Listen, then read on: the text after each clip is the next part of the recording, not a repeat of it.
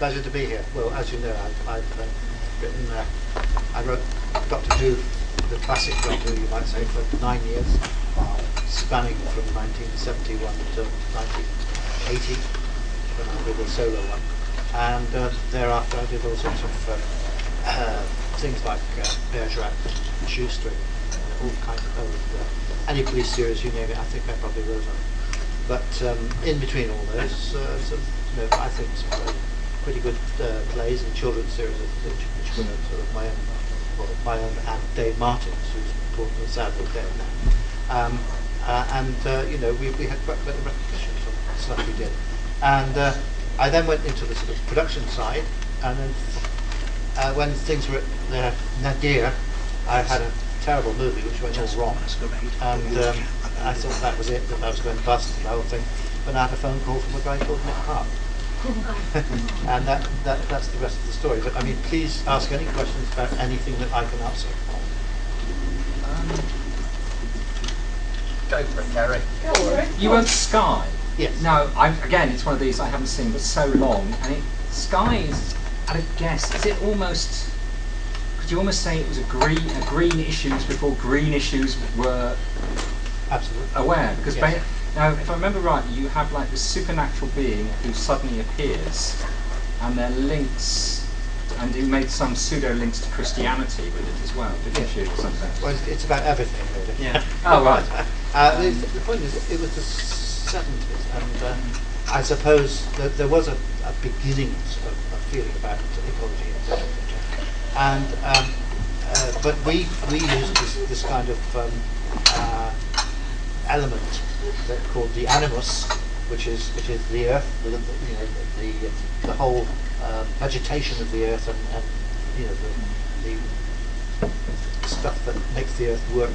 That is against Sky, because he's a kind of alien element on the earth. So he gets attacked by ivy and trees and God knows what if anyone's near him. So that was a sort of, it was to do with ecology. We are putting aliens in our alienating our landscapes and our nature, and so it was a sort of beginning. So yeah, pretty good, really, wasn't it? It's a long time since I've seen it was. I mean, mainly it was a thriller, which had those kind of overtones. I mean, we went into all things like hippies and stuff like that. But I mean, probably a lot of people here haven't seen it.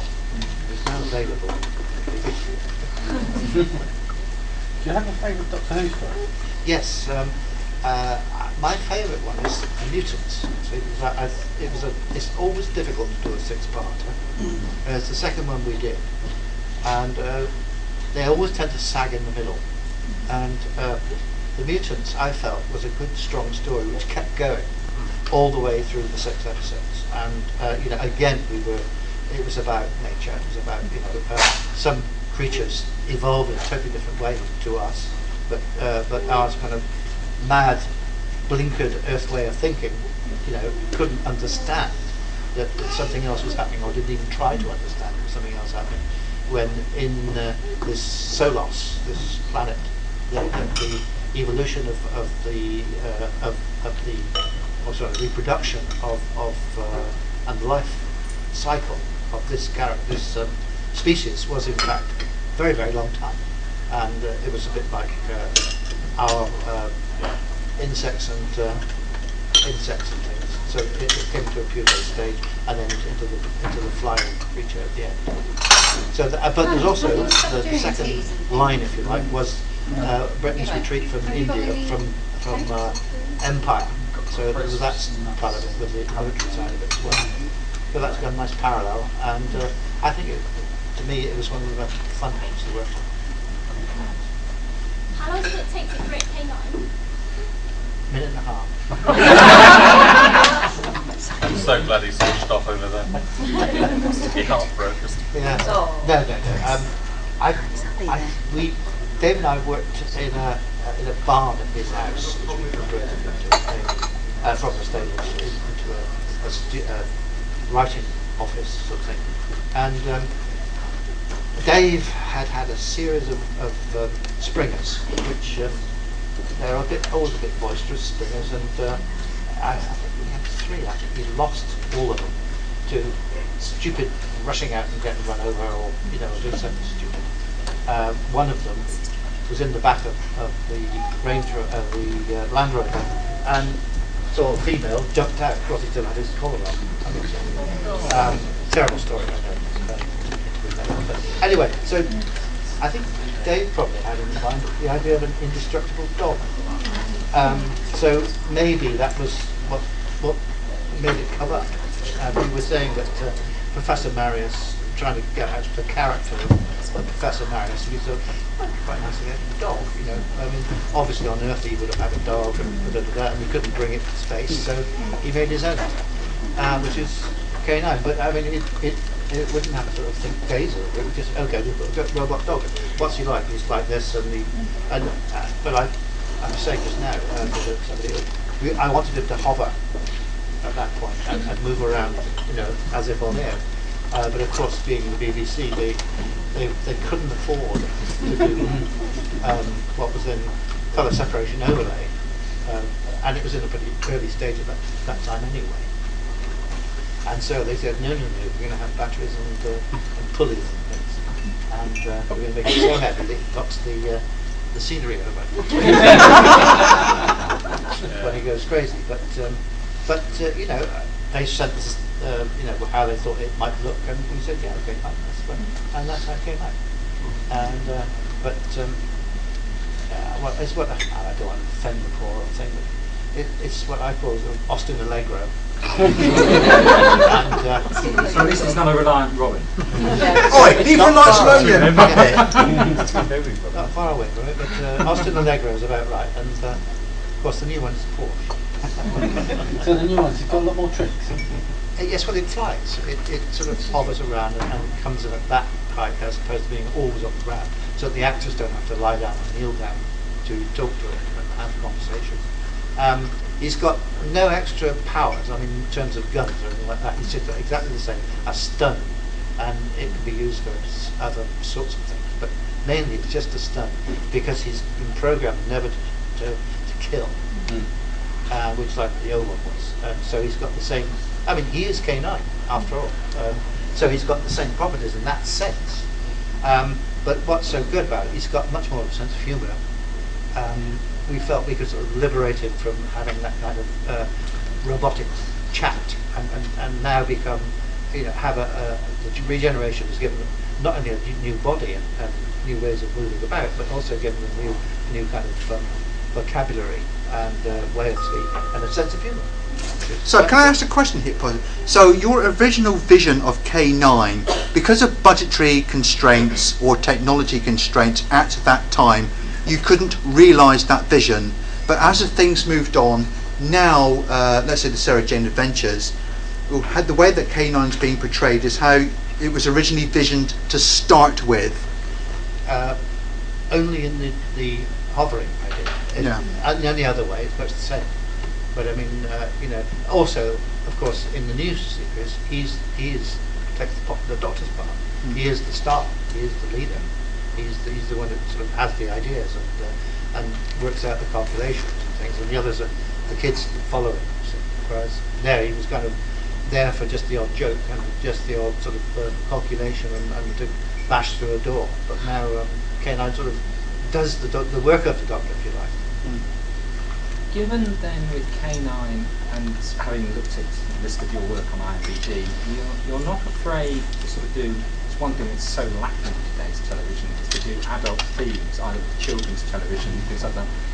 How do you feel about Christmas and K9 and Company? Would you have wanted to be the person that wrote it and given it a bit more edge? Because I know Dear Mrs. Whitehouse laid into it. But, You're talking about K9 and Company, the Christmas special. Well, I always said if you wanted to kill K9 off, that was the way to do it. Yeah. And I think that was what they had in the intention they had in mind, because they didn't need masters to write it or even put it in a storyline for it. And when we saw it, we were absolutely appalled. It was such a bad script. I mean, whoever read it. But it was a terrible script. And the worst thing was that you couldn't suspend disbelief by them carrying him around, putting him in the back of cars, and of course he couldn't go down paths and things like that, so they had to carry him. And it just thought, oh, this is stupid, this is really silly. And so that's, I mean, and that was the end of K9 for a very long time. That was the way that John Nathan Turner said, look, we're taking K9 out because of all these problems with knocking Susan down, and he's too expensive to run, to get a controller to work it and all that sort of stuff. So we said boo hoo hoo. He said, but ha ha ha, I can give you a new series. And we thought, great, a K9 series. But we all know what it was now. And so it was, for me, it was a disaster. So you believe it was very Machiavellian? Well, I mean, being paranoid, yes. They're not paranoid, some of them are out to get you. Yes, they're all. Does it make it more? I hope this isn't a bit of an awkward question to answer, but I gather there's some problem about who owns the rights to K9 or how I got hold of. Well, that's just the impression I got. Can you? Well, it's absolutely clear. I own the character rights. And I did own it with Dave Martin, but now his family or wherever he's left is sort of co-owner of it. And the BBC owned the design, that design. So that there was a problem, but it's all been sorted out now. So technically, you could do a K9, and as long as it didn't look like that. Yes, as long as it also don't. You must never mention Doctor Who or anything to do with it, with any of the programs ever. Yeah, Gary, have you seen the artwork for the Disney one? No, I haven't. It's different enough and the same enough. Yeah. I think. Well, we shall see it. We shall see it tomorrow, won't we, folks? Yeah. All technical things being Yes. equal, we will be able to see it tomorrow. It's apparently airing today, and Yes, it's on Jetix on Disney. And we're going to hopefully show it here tomorrow. Well, that'd be lovely. You can see Tomorrow morning, what I'm talking about. 9:30. Given that the old style dog is now considered iconic in Doctor Who fans, Yes, yes. does it make it more difficult to relaunch him as a brand new character, more I or don't think less? so. I don't think so. I mean, you accept a new Doctor, every time he comes. So why can't you accept OK now? And I think that's what's happening. Is that, and I mean, my website is full of people saying, "Wow, I love it," and that sort of thing. And so a lot of Doctor Who sites, which said, just seen the new K9, I love it.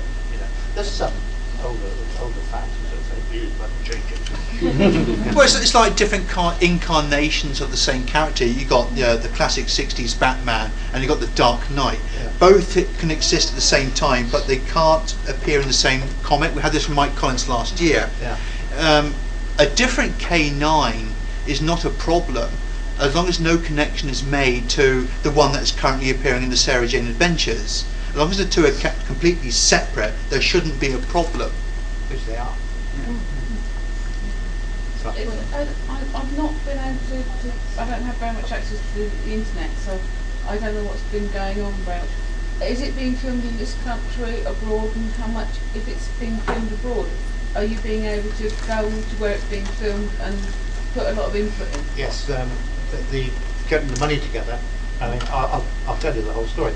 We started in 1997, and by which time Doctor Who had finished, and was kind of imagine the kind of horizon totally clueless. Everything's gone. There's never going to be any more, as the BBC assured us. And then Paul Towns, who used to work on Doctor Who as an illustrator, doing Doctor Who magazine and comics. He rang me up and said, "What do you think of doing a kind of series about K9?" I said, "I don't think that. I think it's over now, that sort of thing." Because he just kept on. And I didn't have much on at the time. So, all right then, let's do it. So I got made a Bible up, and I did a first script and a few outlines and things of the new series called K9 Adventures, and we took it to the BBC and said, "What are the problems going to be?" Like we're talking about, what are the problems? And but they said pretty well, there are none. As far as we're concerned, Doctor's finished, so you can carry on and do what you like. And we said, "Thank you very much. We got a letter saying so, and everything was fine." So we get to 1999, and then the 2000, and we're still, still sending it off to the odd people here and there. We then got a reply from Disney, from Buena Vista, which is the UK, Disney. And they said, we like this, it's great. Come and see us. So we go and see them. And they actually put some money out. They put development, not very much, but it was enough to sort of get us interested, keep us going. And it went on for about a year and a half, and we said, well, when are you going to start making it? And then the lady who was in charge said, well, could we make it 15-minute episodes? And I said, we just about could. I said, really? 15 minutes? It's a bit difficult to get a story done in 15 minutes. Then another 6 months went by, and we were wondering why they hadn't got back in touch. But she rang up again and said, could you possibly make it as 3-minute interstitials? I said, what? 3-minute interstitials, that's 3 minutes bits between programs. I said, sorry, we can't do that. So, in fact, what had happened was, in Disney, all the Brits loved it, wanted to do it, all the Americans said, what the hell's that? We don't do that. And so there was she tried to get in with what she had available, and she was doing these things called interstitials at the time. So she tried to squeeze it into there. Anyway, so, I mean, we just said, well, bye, that's it, you know. In about 2004, we met some people from Park Entertainment who are distributors, and they seemed interested in it, and they said, well, we'd like to, take an option on it and try and sell it abroad. But they said, we can't raise money in England, you'll have to go abroad for it, because they've done most of their work by raising money offshore. As we said, okay, fine, and another few years went by, and they said, guess who we've got on board? And I said, who's that? They said, Disney. This time it's Jetix. And we thought, great. So I remember the day we signed the thing. It was the day before the July the 7th bombing. Or June, was it? June the 6th, wasn't it? No, July the 6th. July the 6th, right. And we signed the contract that day, and he thought, great, we're going. The guy at Disney loved it, thought it was fantastic. He was Canadian, he really enjoyed it. And we then got to write another script of the outlines that I'd done, and so things were moving. And then a year later, he gets the sack, and another man comes on board, and we said, will he like it? And he first of all said no, he didn't want to do it, and then suddenly changed his mind. Now he's an Australian, and he suddenly said, okay, we'll do it, but he started changing it.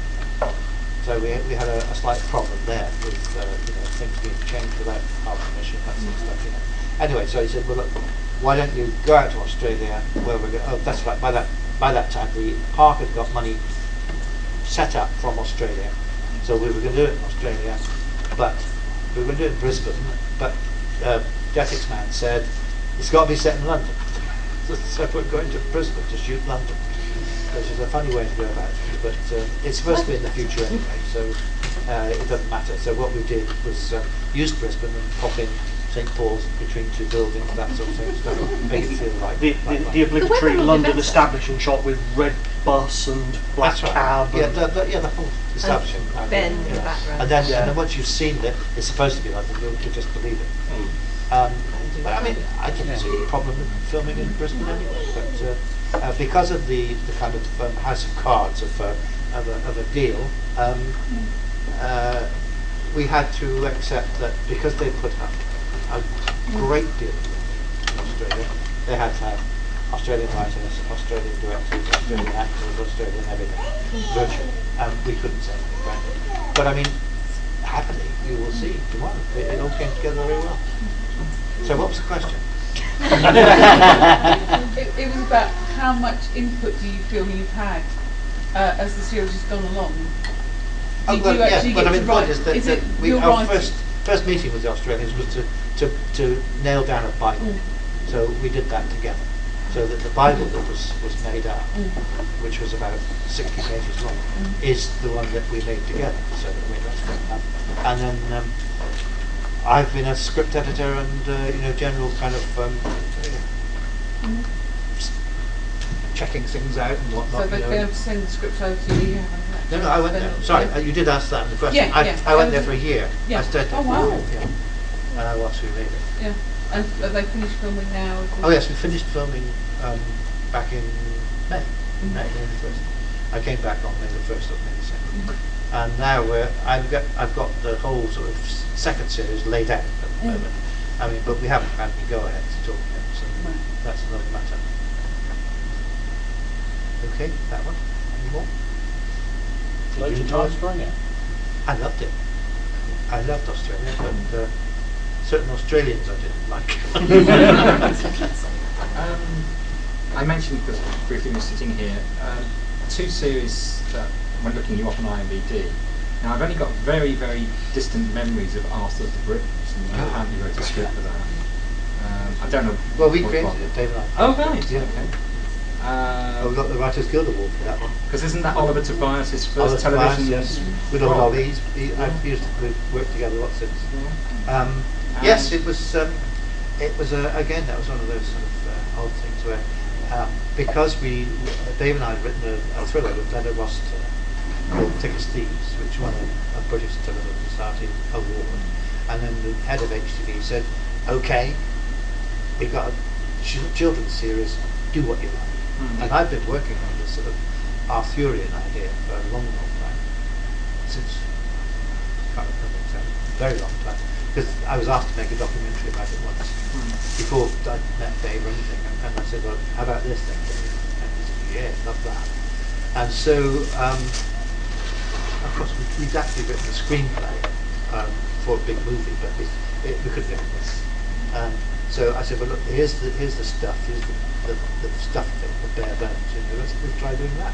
So we then went to HTV and they said, "Yes, we'd love to do it, but my God, it's going to be expensive." So they said, "We'll have to get a partner." And they decided that they would need an American partner, and found one, a complete charlatan, as it turned out, who said, "I got the money, I'll do this, that, and the other." And in the end, he didn't have any money at all. So, but by which time the series had been made, and it was a good success. I mean, the idea that Arthur is a sort of a tribal king, or a tribal leader rather than king, and it was sort of at the end of the Roman Empire. There was a very good thing on history program about it the other night, which I watched. It was very good. So it's, again, we're trying to sort of bring up something which is also something to sort of. Because I think, okay, I've only got distant memories of it. Yes, I have got it on the shelf, and I apologise, I haven't watched it yet. But it's almost like there are certain series that appear on television that make you question your accepted idea of things. And my view of Arthur is probably a horse soldier, which would not be as typical then. But also petty little kingdoms after the fall of the Roman Empire. And that's basically what they did, and of course that had that in. And it's a bit like Julian Glover in Doctor Who and the Crusades was the first person to ever show Richard I as the bastard he actually was. Because before that, Richard was always shown. Richard was always shown as this glorious king, and John wasn't. Yeah, the Lionheart. And of course, Julian Glover showed him literally like this really nasty piece of work. Oh, And of course, if I can just interrupt, we have actually got the trailer queued up. Oh. Would I just show from your Okay, website? right, yeah. Can you see it? It's on the far wall. Yeah. Just the corner. Oh, the door. Oh, right. Might need to move the projector a little bit. Yes, off the. Roll them.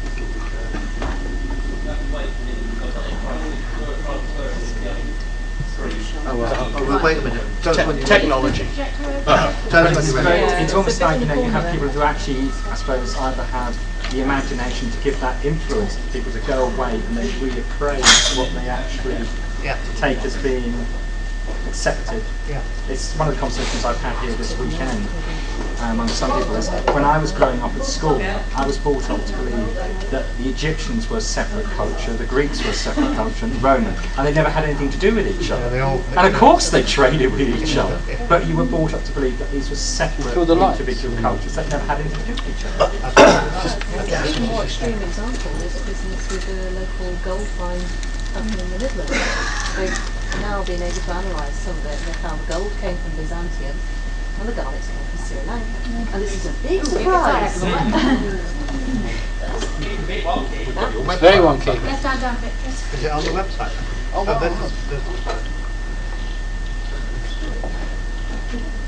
Ooh. We have no sound. We have no sound, but that's looking pretty good.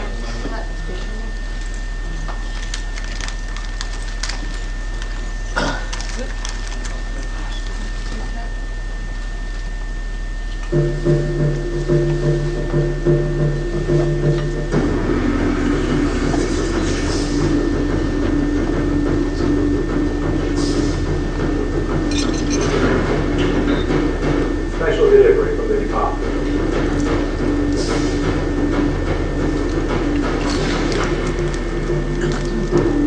Very fine.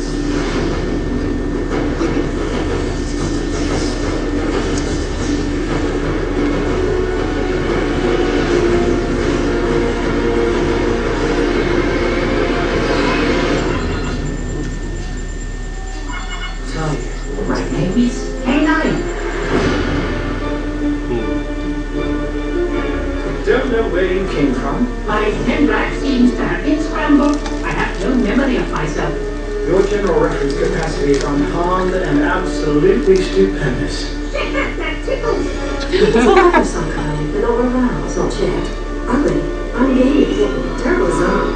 My supercomputer brain and language circuits you're in the show, are they? Department wants a track down, captured, and heading over. Let's scrabble and get our butts back through that portal.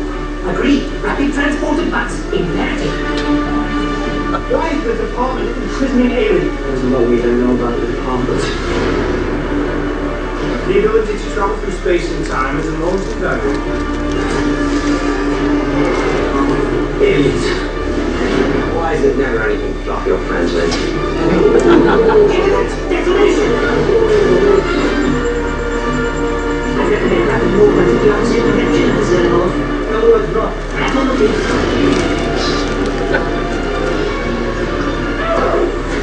Oops. You'll lose.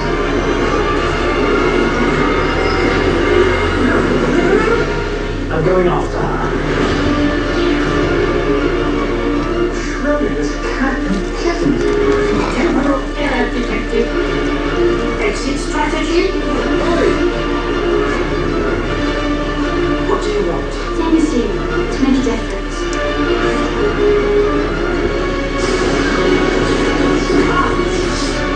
That is space-time manipulator, not at all.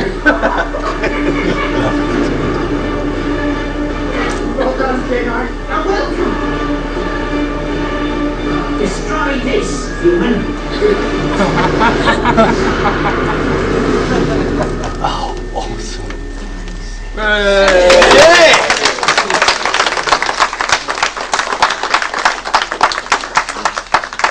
They certainly pimped that right.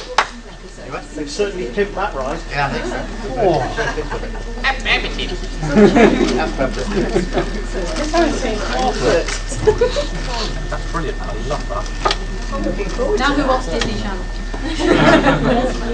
He's grown up a bit. Yes, it has grown up. It's had to. It's got a set of those Pixar. It's had to grow up. Yes. Is he voiced by the chap that used to do Aura, Complex Sound No, Cinema? voiced by the chap who used to do K9. Excellent. Cool.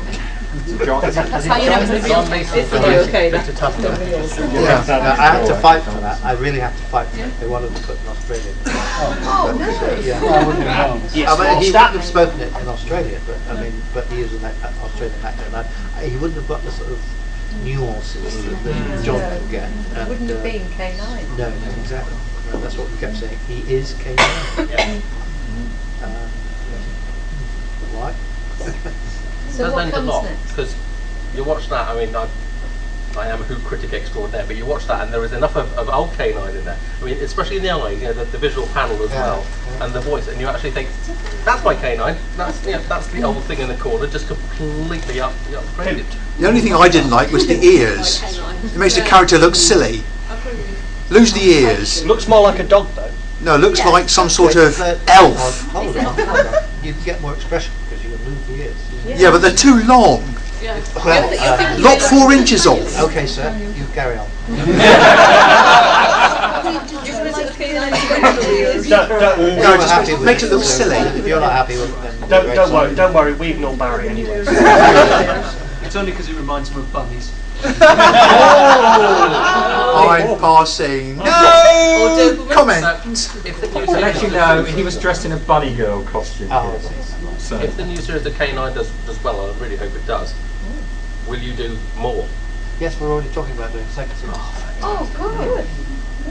We heard, I heard this morning, just before I left, that we're talking to Channel 10 in Australia again next Wednesday, and well, with what else could they be asking for? I don't know. Cool. But there's nothing certain, obviously. Yeah. We're still in the stages of talking. Into the Labyrinth. Yes. What can you? That was brilliant as well. Yes, I know. Oh my God! You did that one as well. Richard, you've suddenly realised this man has written your childhood. There's quite a bit of mine. Well, Into the Labyrinth, I mean, was incredible in that we did 21 episodes in one set. With just a tiny bit of filming at the very beginning of each series, but all the rest was done all inside one set. And having done 3 series, 21 episodes, we said to when we finished it, you know, we were breaking and everything, and we said to the we said to the guys that were deconstructing it, to careful, put it away, because we might use it again. And they destroyed it. It was filming in the same place. But no, it was, I don't mind. Three lots were very good. I mean, the Ron Moody ones were better than the last one, but he's so much better actor. I have this vague memory when he's playing Guido Fawkes or something. When he's playing Guido Yes, Fawkes, yes. And so atmospheric. Yes. Oh, he did so much to each character he played. You know, it was wonderful. I was surprised at the casting of Chris Harris, actually, because I knew him as a regional presenter at BBC South. Yes. I didn't even think of him as an actor. Well, and I know he does. It was kind of, again, one of those situations where we suddenly said, quick, we've got to do another series. And we didn't have a lead because Ron couldn't come back. And so Peter Graham Scott said, Chris Harris is all right, he could do it. But in fact, Chris Harris was being funny all the time, which didn't work. You need somebody who's deadly serious so who can make us laugh in other ways, and which was what Ron Moody did. I mean, he made you laugh, but in a serious sort of way. Whereas Chris was just always doing it for the larks, you know, and sort of did little odd asides and always ad-libbing. But yes, but I mean the first 2 particularly, I think, and the history lessons that we could learn, and the different kind of history. I mean, lovely. I did Robin Hood, who was over the hill, and you know, didn't think he could do it. You know, didn't think he could shoot the arrow. And, but I mean, it was great to work on this thing. King of the Castle was the other one. Again, vague Sunday evenings. Kafka for kids. Yeah. Sunday evenings, and it was like a tower block, wasn't it? And that's right. And you lived in the tower block. And the lift broke, so that's you went off the floor each episode or something, didn't you? And you get meeting these nasty people on stairs. With the Welshman. Yes, the Welsh doorkeeper. He inhabited my childhood. The name is B. Yeah, as in blood. He inhabited my childhood because he seemed to be everywhere at that time. Yeah, when I was that one, I distinctly remember. Yeah, really. God, you have written all our childhoods, haven't you, Bob? Yeah, I'm dumbfounded. We know you better than we thought we did. Okay. So where did you film Arthur the Villain? Oh, I call it Arthur and the Stinging Nettles. We shot it all within half an hour driving on HTV West, which is middle Bristol. We couldn't go further than half an hour. So we just drew a circle around Bristol, and so we'll go there. Very, very close to. Never went to any big locations. But they built the main set in a field at Chewton, just outside of Wells. And that was used. I mean, and that's why I called it After the Stimulus, because that was just a sort of just a field full of stimulus, and all the big kind of imaginative things that we would love to have done for Arthur, all got down to being rather sort of, Well, made it very realistic. Yeah, I know, it was absolutely brilliant the way they did it. I mean, it's just that our concept had been to make it sort of rather grand, since it was a feature film stuff. But Excalibur type. Yeah, that sort of thing. But I mean, we knew it was not possible. But I mean, we still managed to get it. I mean, it was awesome. It was brilliant. You said you were working on Arthur of the Britons for years and years, then you got it made. Is there another project like that you've been working on for years and years, other than K9, that you've had as your little thing that you've potted around with, that you still haven't got done and would love to get done? No, not really. Just doing a thing which I started about 3 years ago, which is not a really long time, but I mean, I think that looks a bit like, it's called Blackpool Bronco, which is a comedy thriller, 6 parts, shot, of course, in Blackpool. But, just for a change, where yes. Well, I was, and several of the people who come to Bristol who were going to be working on it were trying to angle to get it done at Westminster-upon-Mare. And eventually, no, can't do that. Anyway, so we've gone with, we're going with, we hope, touch wood, with a company from Manchester, which is Blackpool's just up the road. When did you first write? What was your earliest thing?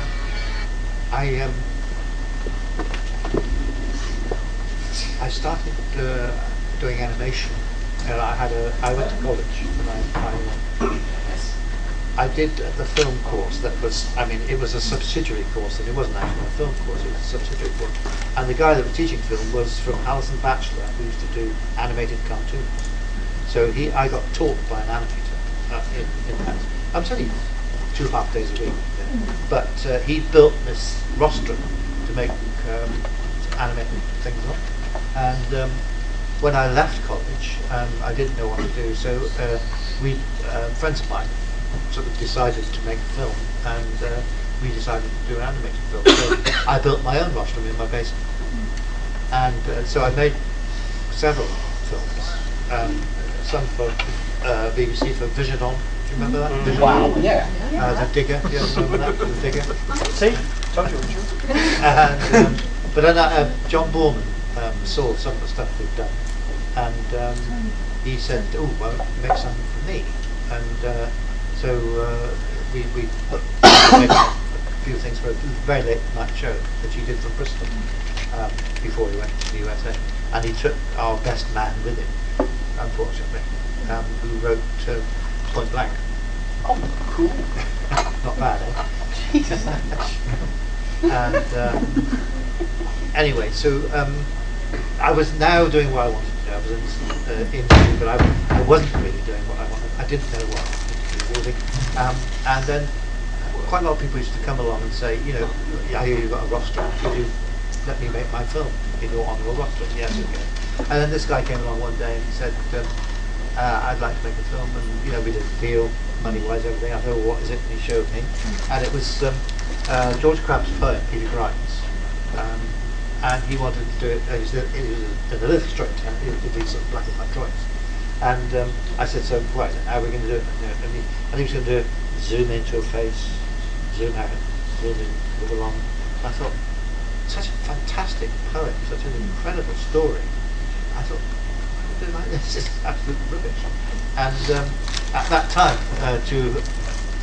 as a money owner, since I wasn't working anything else, I did up old houses in Bristol, and I'd done up a shop, and I opened it as a sort of late night open shop, and every night, just as I was closing, this guy would come rushing in for a packet of Gouloir, and this was David Martin, and we'd just hang around and chat, because he was a writer for, he was a copywriter for an advertising company, and he was sort of really big money, and he was the sort of apple of their eye. And anyway, so we got chatting, and I said, this idiot's come along who wants to do this, black and white drawing, blah, blah, blah. And he said, well, let's write it then. I said, what do you mean? He said, well, you and I write it as an anything. I said, oh, really? And I thought, oh, I can't write. I mean, just to sort of digress, my education was a secondary modern school where no one's expected to become at most a carpenter or work at the engineering works down the road, but mostly they thought you'd probably work in a shop or something, or be a labourer or something. But somehow I managed to squeeze out of it. I did 5-year apprenticeship as a stonemason, as a letter cutter, on gravestone. So I was always a writer, but I used to do it with a chisel. So then I'll jump back again now to where we are, and so we wrote it as a screenplay, sent it off to various people, and because the teacher at the college where I was, he knew a few people, and he knew Clive Donner, and Clive asked me to help him to set up a film in Bristol, for locations and things, and I showed it to him, and he passed it on to his producer, who said, yeah, we want to do this. And I thought, my God, good thing, ever written, it could be done. It was all being financed, we had everything, the whole house of cards was beginning to build up, so carefully put the next one on, carefully put the next one on, and we're nearly there. And we were talking about casting, we were doing everything, and suddenly a card comes out, a whole lot falls down. The director died. Oh! I couldn't believe it. It's the guy, I can't ever remember his name, he did Witchfinder General. It was everybody's choice to use him. We had him for Peter Grimes, and but he was only about 43, like that, and he died. He had a massive heart attack. So that was it. But we thought, well, having got that far with one, we'll go on. So then we then wrote this epic story, After the Britons, and various other things, lots of things. Finally, we got a play on HTV, a late night regional showing. But I mean, having seen our work on TV, even though it was regional, we thought, well, this is it, we're here, we've done it. What year was that? What year was that? That's true. No, about 1970. And then we had this, we'd written a story, because another mate of ours, Keith Floyd, before, and he's a captain, big. And he was another mate, and he told us about it when he was in the army. So we wrote this story called A Man's Life, about his experiences in the army. And we sent it off, and we didn't know who to send it to, so we just sent it to BBC London. And a year later, I had a phone call from a gentleman. He said, just read your story, Man's Life. Wow, it's great, really fantastic. Yeah, good. And, well, it's going to be expensive, that's right. Takes prices down. Why don't you come up to us and we'll talk it through. Okay, so I go there and I find myself in the BBC bar at 11:30 drinking large gin and tonics with 3 guys who they're mad. And anyway, we just got absolutely plastered, both of them. And but they were sort of looking at us with steely eyes and listening. We were having a conversation, having a good time, and everything. And suddenly, one of them said, "Do you know what we do?" I said, "No." He said, "Doctor Who." I said, "Oh, really? Very nice." Yeah. I said, "Now, about this play, don't worry if you can't get tanks. We just use armoured cars." He said, "We'd like to do a Doctor Who." I said, "Yes, fine." I said, "Now about these tanks." And the guy I was talking to was Terence Dix. Oh God! And Derek Sherwin was the other guy, and a sort of trainee script editor called Trevor Ray, the 3 of them. And they used to do that every day. Go straight up to the bar, get absolutely flat-eyed till 3 o'clock, maybe later than that in the afternoon. That's why Doctor Who actually sunk down a bit at that point. That was 1970, just before they put Pertwee into it. And Barry Letts took over just after then. And he made it, he brought it up again, which is good. Just when he got involved. So that's, in a nutshell, how I got there. Would you ever like to write any more Doctor Who or not? Well, I did ask, but they didn't. I mean, they're exactly the same, really. There's no difference. but they just want to use, obviously, they want to use young writers. They want to use their own people they know, but I mean, I must say, Russell T Davies was absolutely charming and really very, very good. Which was, I thought, was quite right. But I said to my agent, could you just ask them? And he said, no, they don't want to write. Okay. So if you're doing Doctor Who, I suppose it's the question everybody asks, do you have a favourite monster, or would you create your own if you wrote a story for Doctor Who? So would you rely on Cybermen? Oh no, I've never used Cybermen. No. The only thing in-house monster we've used is the Sontaran, which we were told to use. Right. So if you're writing something now, would you choose to look back at the history of Doctor Who monsters? Well, I mean, there's stuff, maybe new? Something of my own, or that we've done. I mean, I wouldn't mind bringing Amiga back, or maybe an Axon. In fact, we were thinking, I do have the rights to the Axon, so we could use them in the new K9 if we wanted. Cool. That'd be brilliant. So given everything that you've done, all these Arthur and the Britain, Doctor Who's, K9, everything, Wallace and Gromit, from the beginning to the end, what are you most proud of? I suppose it's Wrong Trousers, really. It's worked out so perfectly.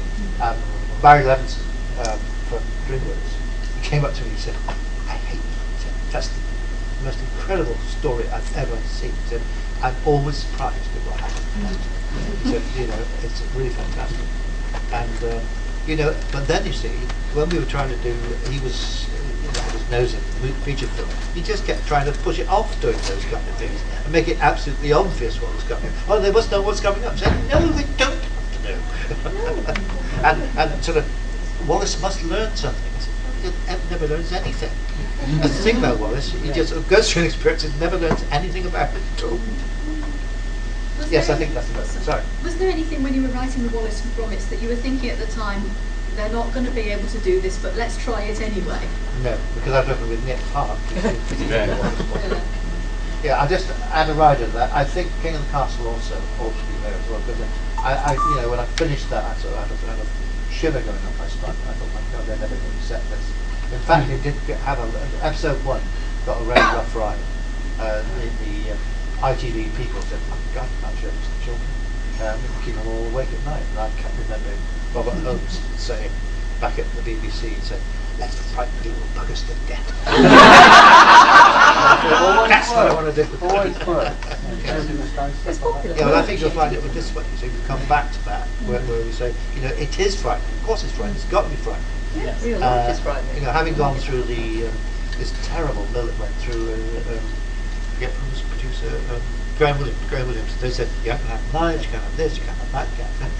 And, I had a scene in Nightmare of Eden where, these monsters were coming through and this guy takes the axe off the wall, the fire axe off the wall, he goes for it. You can't have that. He said, you can't have that. I said, what? Yeah, I said, jagged polystyrene cup.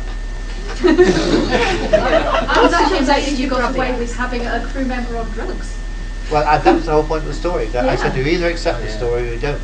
I mean, it was a drug story, and they did accept it. They thought it was all right to use that theme, and I'm glad they did. Because the other thing, of course, was sort of thinking behind this sort of crazy machine that takes bits off planets and it's still living. In fact, I read something in Scientific American that sounds very much like that. Recently, it's incredible. I'm brilliant sometimes. Modest as well. Oh, I know. Deservedly so. But I've got there's all the other series that I did as well, which is like Shoestring, Bergerac, Communist, Target. I really enjoyed Communist. You did. Now you're the first person who's ever said that. I've never heard anybody seen it. Yeah. I've never met someone who's seen it. We really enjoyed that. I really enjoyed it. I used to try and convince my parents that I was going to be allowed to stay up because it was on the on the cusp of when I was supposed to be going to bed. Yeah. And I would try and. There was nothing too frightening. No, nothing frightening at all. The other one I wrote was called Hunter's Walk. I remember Hunter's Walk. Yeah, wrote a lot of things. and then there's all the one-offs we did for HTV. We did one called N plus M, which is about Mr. and Mrs. kind of science fiction, Mr. and Mrs. And another one called what's that one called? Item, which is about news, the TV news, which was the ITV entry at Preda Road or something, which was quite nice. When was that? That was 1974. Oh, another one called Jangles. Remember Jangles? Anybody remember Jangles? No. Hazel O'Connor. Oh, That's rings a bell. Loads of sort of new romantic music and heavy metal and all sorts of stuff. There's that one. Can't say much about it. It's time to know. I don't know. Have you got? You said what things you're most proud of.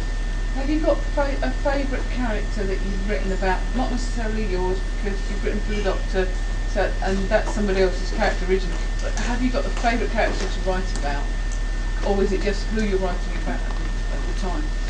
It's hard to say. Well, you see, I did three things with Leonard Rossiter. Now the character that he made from that, I mean, they're all the same actually, but you know, he's my favourite of all. He's brilliant. that was a designer wax. Yeah, well, amazingly, just before he died, I met with Joan Collins and him to do a series based on them. Oh no! But he died about 2 weeks later. That would have been so much fun. That would have been fun. That would have been real. I mean, we already had it sketched out already, you know, and she liked it. And Glenn was dead keen to do it. The other interesting thing about that, of course, is that everybody loved that ad, but it never sold one bottle of Cinzano. Makes you wet the bed. I always wonder, there's I think a dreadful, well not dreadful, there's kind of on the space of the wild geese, there's a film called Where the Eagles Fly about. Where Eagles Fly? No, it's about selling guns in South Africa. And stuff. But you're suddenly watching it, and then this person just turns up. So Denham Elliott's suddenly in it, and there's this bit of Joan Collins there, and I think a male partner has to disappear. Just hang on a minute. When you're coming back, because I might have a martini withdrawal, and it's almost like they're just throwing in the lines as they're going along. And it's not right at that time as well.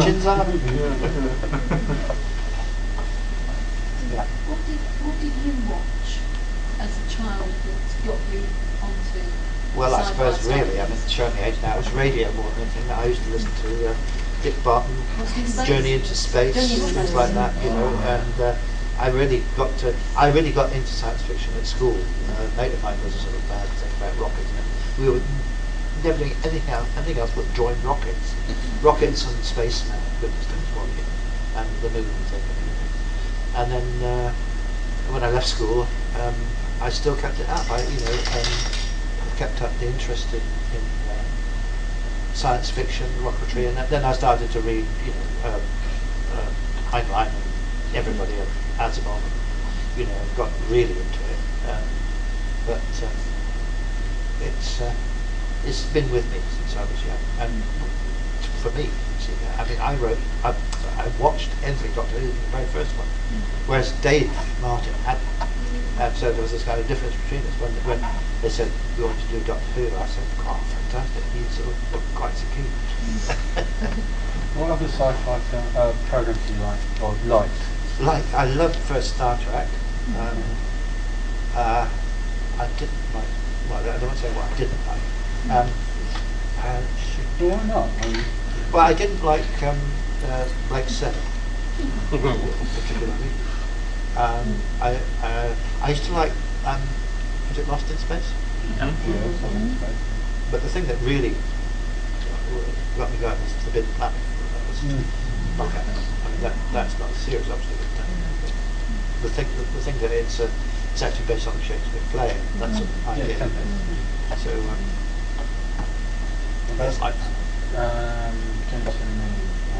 yes, Destination was that would knock me out completely. I came home, I thought, well, that's it. That's it. I've got to be make something like that. I just thought Woody Woodpecker stole the show. Yes, it did. Yes, it was very good. And there was a couple of others around. There was one to Mars and Conquest of Space. You saw that come. Yeah. But I didn't like it as much. I thought Destination Moon sort of had it all. It was this is how it's going to be done. And That's George Powell, so there's... it's very close, except that there wasn't the kind of stack. Yeah. It's just a single one. Because of course there's the 4 films of Robert Powell, sorry, George Powell, which of course is Destination Moon. What was the one where they... When Worlds Collide. Worlds Collide, that one. I liked that one. I thought it was very good. That's a good one. And then The Time Machine, and then War of the Worlds, and of course The Conquest of Space. Yeah. Yeah, I liked all those. Yeah. So, we're obviously agreeing on the kind of things we like. When you heard, because Farscape was filmed in Australia, had you seen any of that? So you knew what was being done in Australia? We knew it was being done, but of course we were in Brisbane. I think they were somewhere like Sydney, which is like a long plane ride away. So we didn't have any contact. But I love Farscape. I didn't know whether when you heard that it was going to go to Australia, you knew what they'd done with some of the other sci-fi things, and that made you more confident. I don't know anything outside of the sort of groove you live in, really. Very rarely do I know what's going on elsewhere. It's hard enough getting your own stuff going, don't worry about anything else. Your Doctor Who is a much more science fiction based rather than the fantasy element that Doctor Who often employed. Was that easier to write for, going from where you were coming from background-wise? Well, we used to, whenever we had a Doctor Who to do, Terence Dixon brings that one, whatever, and say, have you got any ideas? So the first thing we do is start reading something. The only time that didn't happen was when they asked us to do the 3 Doctors. They said, we want you to do a story about the 3 Doctors together. And so then we had to then go to our books on relativity, singularity, black holes and that sort of stuff, and that's when we came up with that one. But I surprised someone the other day when I was at a Cheltenham festival. That's very much based on an Aldous Huxley story, that Omega which is called Time Must Never Stop, which is where this guy is dead, but he's an awareness of an awareness. So he's only kept going by his own will, which is, I put into it Omega. Actually quite, because I'm a fan of Blake Seven, and there's very much an episode written by Tanith Lee. Yeah. Did you have anything to do with Omega's return when he came back, or did you just No, look they at just that said, and think... can we use it? We said, of course we can. Was this the radio? No, they did it again in After Infinity with Davison. Yes, they did. Davison. Yeah.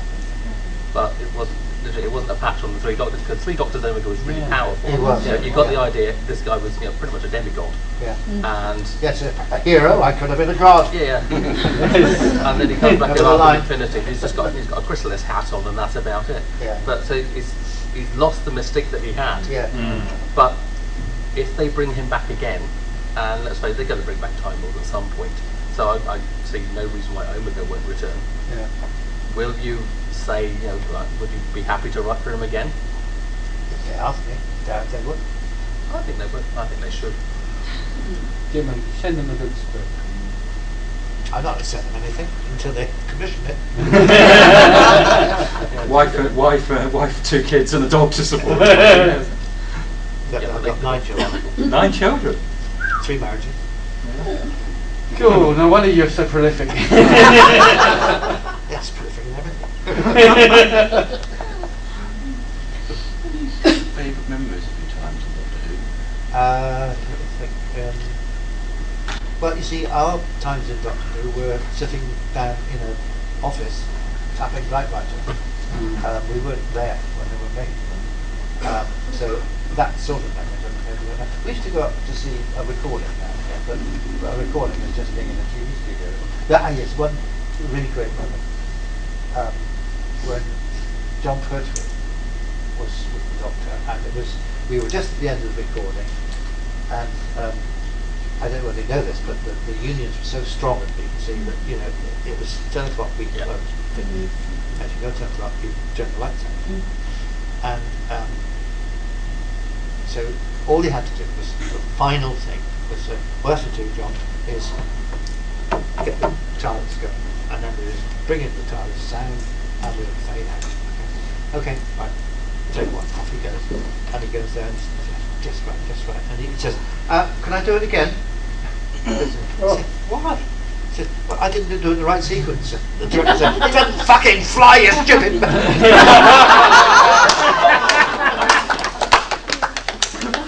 Oh, brilliant.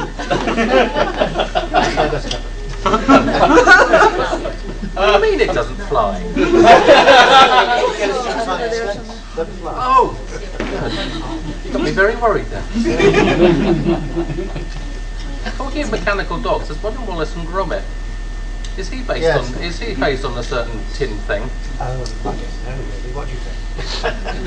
Well, it sounds like more mobile than K9. Yeah, it's there's a robotic dog. Yeah. That was, in fact, it was Nick who insisted we put that one in. I said, okay. Oh, that's a homage to a favourite thing. Yeah, well, I mean, Nick's keen on doing homage. Out of all the Doctor Who lots, who do you find as the scariest? Don't scare me. They don't scare me. Sorry. Say Tom Baker. Tom Baker was absolutely frightened person to meet because we were always taught he hates writers and he will, whenever he possibly can, have a row with a writer. And so we sort of kept a bit careful with him, you know, and then sort of hello, how do you do these people? But then now we're doing these reruns and putting around DVD. We do these second ones that go with it, you know, with all this. What was it like there? Oh, the commentaries. What are they called? Commentaries. Yeah. Anyway, so I've done 2 or 3 with Tom, and the thing is, he's given up drinking, and he is the most charming, pleasant, nice guy. He really is. He's my mate now. I mean, I'm not scared of him anymore. He actually bought me lunch and everything.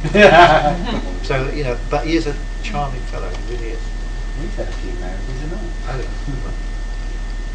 Common ground. BCC's written himself. He wrote a really strange book. You're drinking when you wrote that. The boy who kicked pigs. Oh, right. But he did a 2-part autobiography with it as well. Yeah, that's a Tom Baker. It's just a lot of revealing things in there. Yes, all friends betray. Have you spoken to George? I have people saying, I'm already going to do it. Really? I've got a lot of scribbled, handwritten stuff. But, you know, I'm working too hard to do it, I don't think. So if you're working too hard to do your autobiography, what are you, is it just the next lot of K9s you're working on, or is it something else you're working on? I'm working on new K9s, I'm working on Blackpool Bronco, working on Midnight Rose, which is a movie. I'm working on a thing called Grapevine, which is a thing about a wine company. All at the same time. I wish I would. So one of them's going to have to take a back seat soon. Don't have a heart attack for crying out loud. Don't have a heart attack for crying out loud. I do my best. So I'm on all sorts. I'm on about a dozen pills a day to keep me blood pressure down and everything.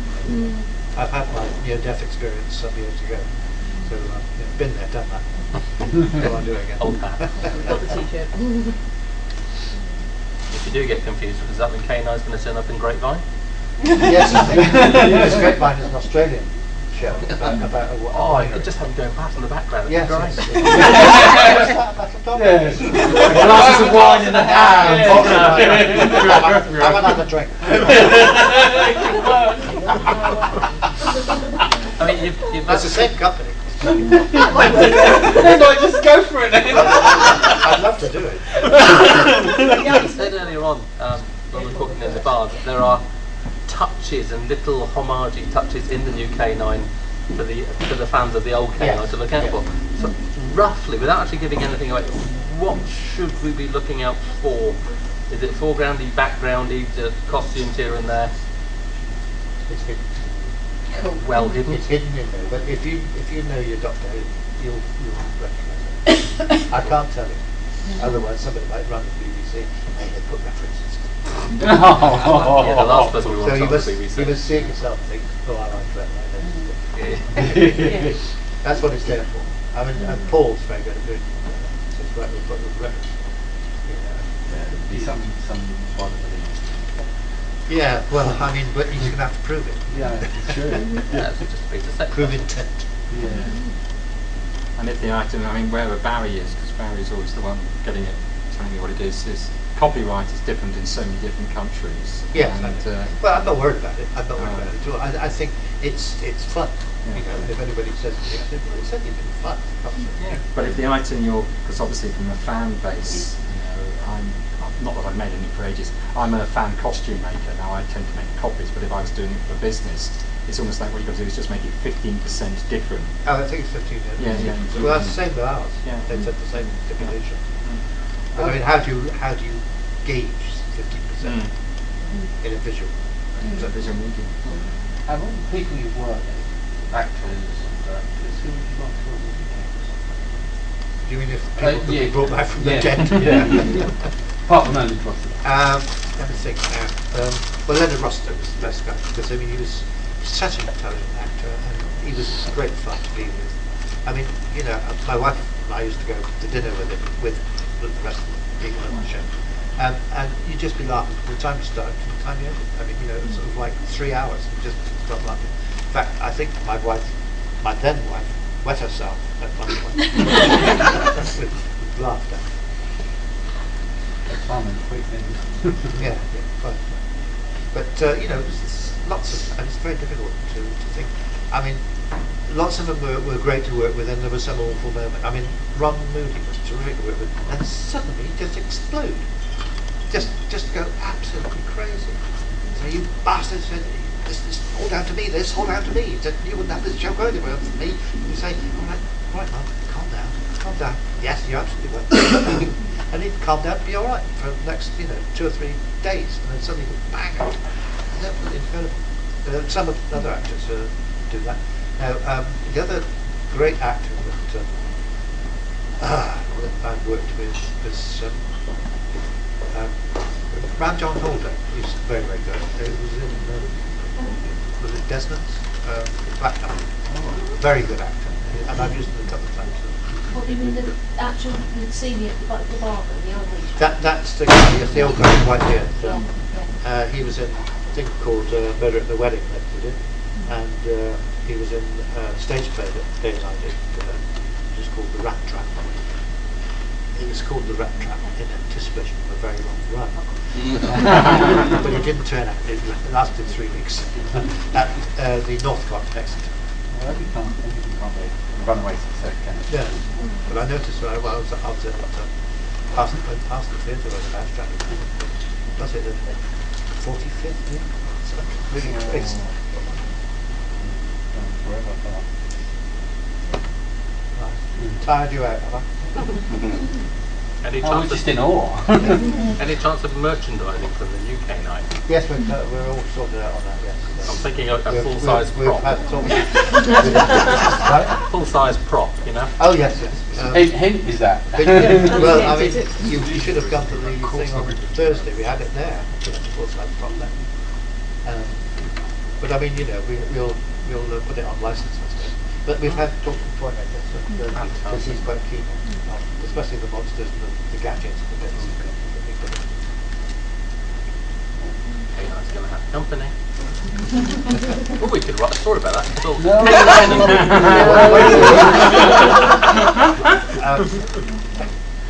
I was talking on this thing on Thursday, the Writers' Festival, and I was with Ben Hitchcock, and I said that the 3 kids are really very good at this Australian series.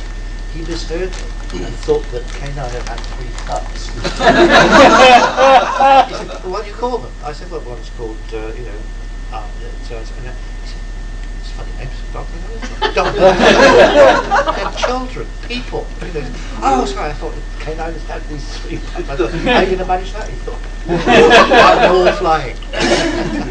Have an Ivo. Yeah.